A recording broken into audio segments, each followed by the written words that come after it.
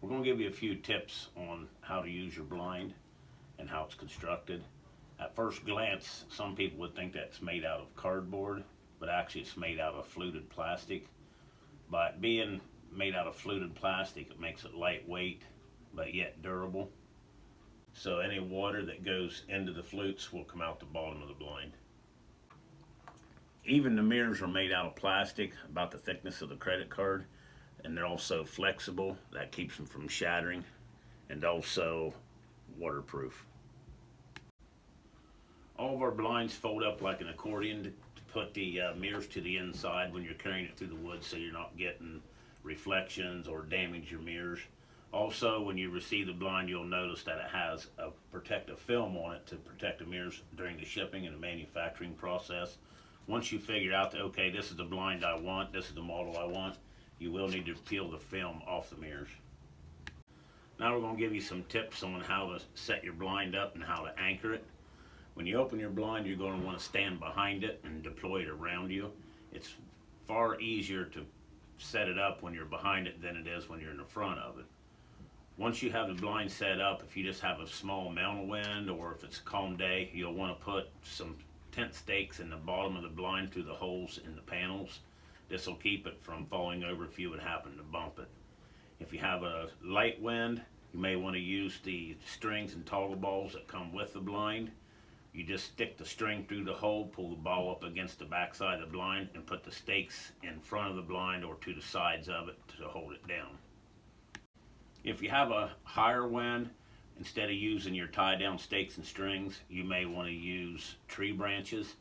Myself personally, I prefer using tree branches over the strings anyway, but you can lay 2 or 3, 4 tree limbs either up in the holes and the hand holds or lay them right up on top edge of the blind from the front side, and if you weight it down, you can hunt in a pretty heavy wind.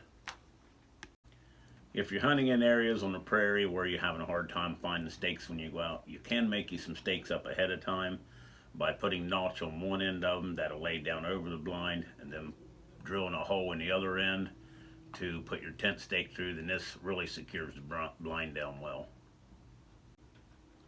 The extenders for the Predator and the Runner are made with 3 pins in them. You take the pins and stick down in the flutes in the top of the blind. Once you figure out which flutes that the pins go in, you may want to mark the back side of the blind with a magic marker so you're not hunting the right hole when you're out in low light. We also have a bag for your extenders that you can purchase to put your extenders in to keep it from getting scratched, and this will work on the Predator extenders or the Runner extenders. We'll give you a few tips on setting up your ghost blind. You have to remember the mirrors are going to reflect whatever you have them pointing at. If you lean the mirrors back, it's going to get sky. If you lean them forward, it's going to pick up the ground. This is an extreme example of what not to do. Obviously, this is not a hunting location, but it shows you that you want to pull the blind back off the field. You'll want to set back in the brush just a little bit. You don't want to set out in the field because you have to keep in mind whatever image is in front of the mirror is what's going to be on it. So if you're looking at it from a distance, it's going to silhouette the field against the brush that's behind you. So you just have to pull the blind back off the field into the woods 3 or 4 feet. As you can see from these examples, pulling the blind back 3 to 4 feet off the field makes all the difference in the world. Also, if you're going to be hunting in the edge of a cornfield, you'll want to go back into the first row of corn. You can actually even cut some of the stalks off and lay them in front of the blind to give you something more to reflect off to make it appear to be another row of corn.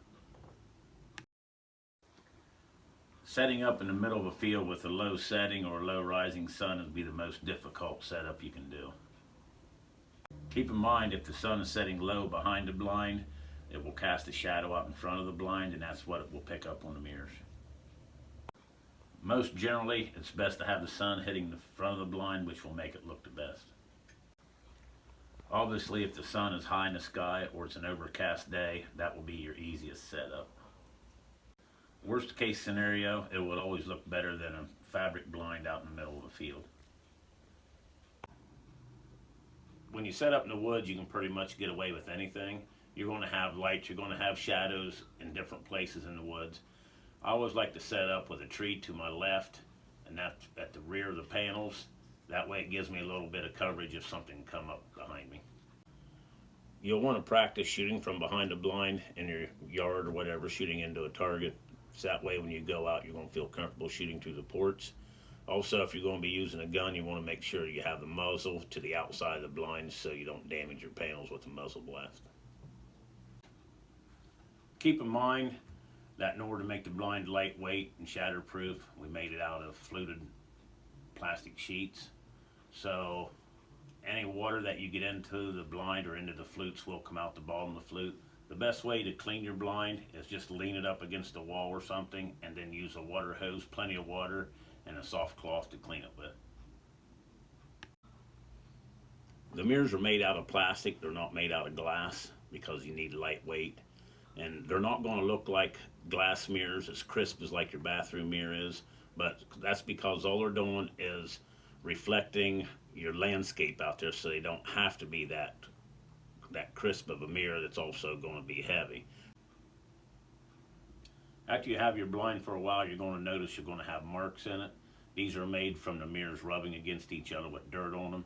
There's nothing you can do to get that marks out of them, but if you step back 5 yards, you can't even see the handholds, let alone see those little marks. The worst thing you can do for your blind is let it ride in a vehicle with you. The vibration from traveling will make the mirrors rub together, which will make small white marks in the mirror.